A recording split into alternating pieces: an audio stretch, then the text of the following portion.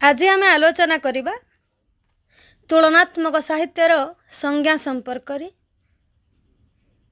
तुलनात्मक साहित्य को नहीं भिन्न भिन्न समालोचक भिन्न भिन्न मत पोषण करिसंती, भिन्न भिन्न संज्ञा प्रदान करिसंती। सेई संज्ञा संपर्क रे आम आलोचना करिबा। समालोचक हेनरी एच रिमार्क मत व्यक्त करे कहिसंती, तुलनात्मक साहित्य कौनसी निर्दिष्ट देशीय सीमारेखार आबद्ध नुहे।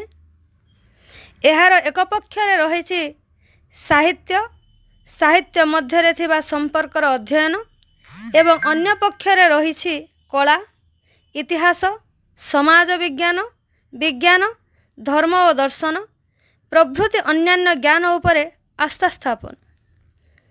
समालोचक डॉक्टर एस प्रोयंक मतरे एकाधिक भाषार साहित्य तत्व और समालोचनार स्वरूप निर्णय पाई तुलनात्मक साहित्य को एक परीक्षा भाग में प्रयोग करा जाउछि। एथिरे दुई किंबा अधिक भाषाभाषी साहित्यर साम्य, वैषम्य, मूल प्रसंग, प्रभाव किंबा साहित्य संपर्क और संप्रेषण अध्ययन और विश्लेषण को बुझाई थाए। प्रोफेसर एन गुहांक मतरे तुलनात्मक साहित्य अध्ययन रे तुलना प्राथमिक पद्धति नुहे किंबा तुलनात्मक साहित्य अर्थ नुहे जे पुस्तकर प्रतिपृष्ठा तुलना करिबा। यह मोटामोटी आभिमुख्य होछि साहित्यर गुरुत्व एवं सर्जनशील प्रक्रियार तुलना।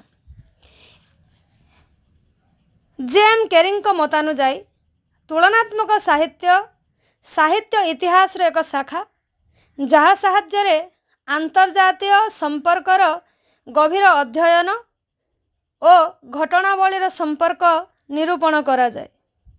भातेहामकर मतरे विभिन्न साहित्य अध्ययन एवं एथिरे गोटिक सहित अन्यर निहित संपर्कर अनुध्यान और अनुशीलन ही तुलनात्मक साहित्यर लक्ष्य।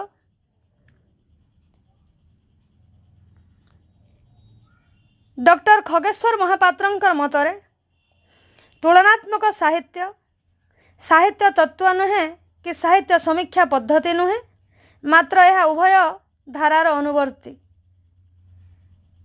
चित्तरंजन दासंकर मतरे आम निज साहित्य को आमे संबंधित एकाधिक साहित्यर बृहत्तर वृत्तटी मध्यरे जानिबा। यह ही